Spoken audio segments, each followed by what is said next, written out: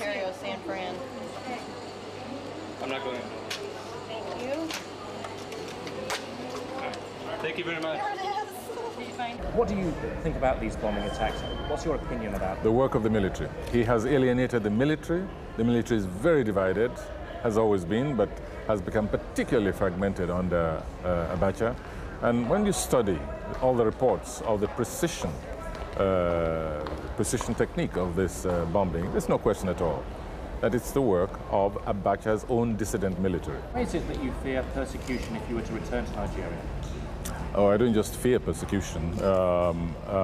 Before I left Nigeria, I had sufficient intelligence report to alert me to the fact that the junta had very serious plans against me, which probably would have resulted in the kind of fate which overtook the other writer, Ken Saro-Wiwa, and the Ogoni 8.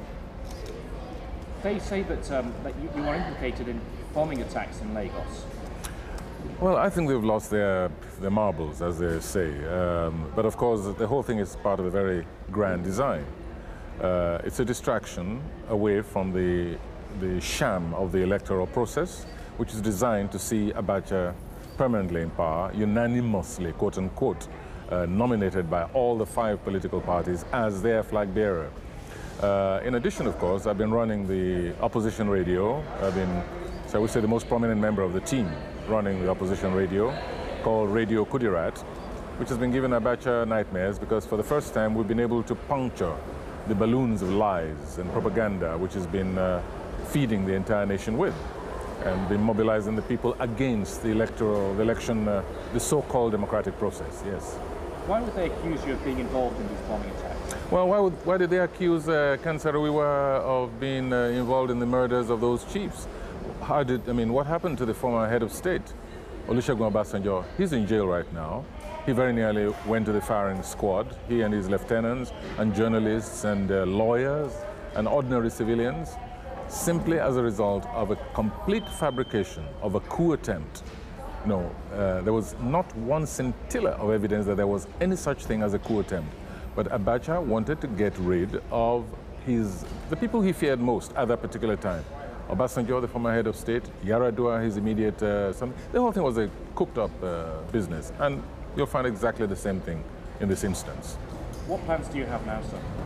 What plans do I have? Not very much. I've increased my life insurance, and it's my intention to go on denouncing Abacha as a murderer, as a psychopath, and as a very a pathological liar who does not hesitate to kill, to imprison, to torture, to kidnap. He takes hostages all the time.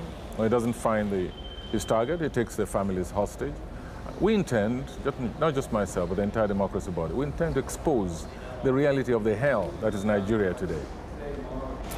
Well, it depends on the circumstances. Obviously, I don't intend to die in exile, not willingly anyway, but that depends very much on what's happening.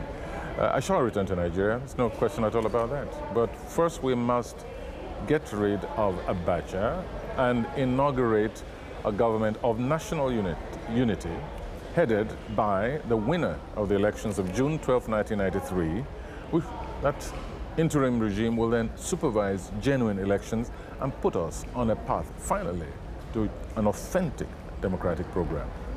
And what about your writings? Do you intend to continue writing in the same way that you have been? Let me say that nothing about my life, in any aspect, including the creative, is going to change.